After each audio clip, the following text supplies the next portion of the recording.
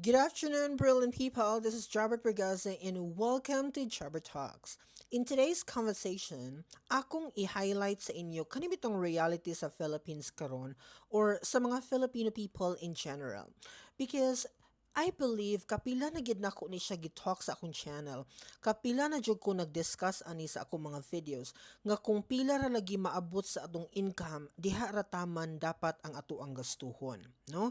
Naman ko mga Filipino people nga magpataka ra gid na sila og gamit sa ilahang kwarta bisag muna na gyud. Kay for example mga my dear, aduna tay mga close friends unya nagitay grupo nga kinabibilangan. Unya kanang mga grupo ha, for example, mga adunahan na sila most of the time or most of them, I mean.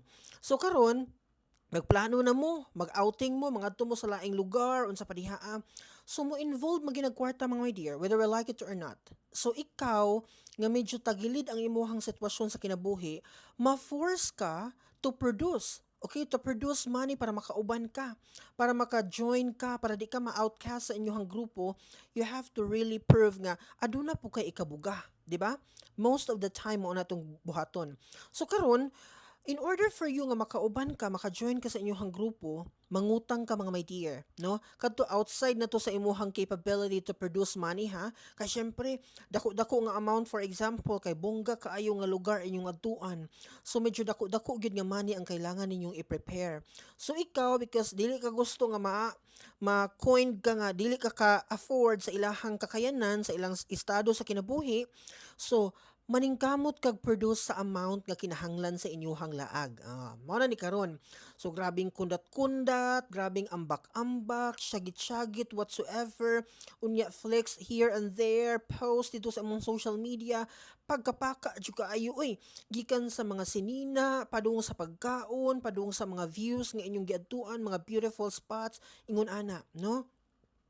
Kaming tanan mga my dear, wala mi labot ana. Because that is your decision, no? Imo man ang kinabuhi after all. So deserve nimo nga i-treat imong self if ever for example gahago jud ka, niagi ka grabing trabaho, kanabang ka nang grabe jud ka lisod, difficult ka imong gipag-agian. So karon deserve nimo nga magmalipayon, no?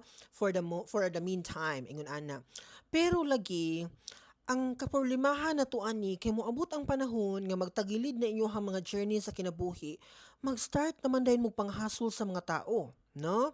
I'm not saying tanan nga nagmalipayon, tanang nang laag ingon ani. Pero for those lagi nagpataka gasto sa ilahang mga finances or mga kwarta, nagpataka og pamalit or unsa pa dihaa, nagpatakag pagawa sa ilahang kwarta, pag-abot sa panahon nga nagtagilid na inyong mga journey, didto na dahil mo mag-start o pagsiging pang-check sa mga Facebook account sa inyong mga friends. So karon magsugod na dahil ang search and rescue operation, no? Kumbaga, tan-awon na ninyo ang mga my day sa inyong mga friends sa Facebook. Uy, hala, si Kuan, si Jobert, grabe man yung post niya karon. Akong ipang-share, akong i-heart. Ingon ana, mo nang matingala bitaw ko, hala, ganun nagsige man ni siya og kanang react sa akong mga kanang gipang post. Ya taud-taud mang my dear, nag-open ako sa ako ang kanang messenger, nana ko'y makita nito nga grabe kataas nga narrative sa iyahang kinabuhi, sa iyahang mga kaagi, sa iyahang mga unsay sitwasyon niya karon, no? Taas na kaayo. Pag-abot, kay wala man nimo gi-replyan, wala man nimo gitubag iyahang concern, ang balita na dayon mugawas, ikaw ang dautan, ikaw ang way klaro, ikaw ang hilas, ikaw ang way batasan, ikaw ang feeling, unsa pang mga negative thing nga pwede niyang isulti sa imuha. Tanan-tanan manggawas gyud. Moingon dayon nga ang kinabuhi ra ba sa tao up and down, gulong ng palad. Karon naa pa ka sa taas, puhon, ikaw na pud ang manghangyo nako. Nganong ingon ana man ang atong konsepto sa life? Nga gipahimangnuan man ka. Ako no, niagi man kog ingon ani nga kinabuhi mga my dear. Mao bitaw na nga sa akong video, sa akong mga gipang produce nga mga videos, naa jud ko'y mga lesson nga gina-impart sa inyong tanan. Nga we have to be careful. Kaya ang kani ako mga learnings mga my dear, fresh gini siya sa society diri sa Taiwan, sa mga locals. Nakita gina ko no, while nakipagtrabaho ko sa ila for 3 years now, ako yung na-observe nga dili sila ingon ana kaburas ka sa ilahang kwarta, no? Mauna nga wala sila kuan nga mangutang sa ilahang mga colleagues or mga friends, makalaag sila mga my dear, gumikan kay ga-save sila sa ilahang mga sweldo. Ako man gining gipangutanan sa ilaha kay akong mga kaubanan diri matingala manggug ko nga kanang kung naay vacation ngano makalupad man sila automatically, ngano makaadto man sila mga laing nasod giunsa man ni nila. So one of my friends here iya gyud giingon sa ako nga mag-save gid silang money kay para pag abot didto sa time nga vacation moment na to siya, unya pwede silang makalupad sa another country. In fact, nakabook na ilang mga ticket, layo pa ilang flight. No? Ingon ana sila ka ready here. Wala sila gapanghasol og mga individual just for them nga ma-execute ilahang kalipay. Hopefully, ingon ana ta sa Philippines. No? Dili kay maglipay-lipay ka karon unya pag-abot sa panahon, ang imong hasulon ang mga tao nga naghilom-hilom, ang mga tao nga naningkamot nga ma-improve iyang life, ang mga tao nga grabe in taong control sa iyang kwarta nga dili pud siya mayabu kay gikan na siya diha and dili siya gusto nga mabalik pa nga journey sa iyang kinabuhi, no? Ako ni siyang gi-create nga video mga my dear nga hopefully masabdan ninyo nga ang mga tao nga dili mo grant sa inyohang mga request aduna pa na siya gina-fight sa iyang kinabuhi. No? For example, si Jobert, wala pa man ko nahuman sa ako ang kailangan i-fight nga battle back in the country. Nakipaglaban pa jud ko karon. So ayaw ko ninyong asahi kay lain kaayo ba nga kamoy naglipay-lipay, grabe ninyong kundat, grabe ninyong kiat.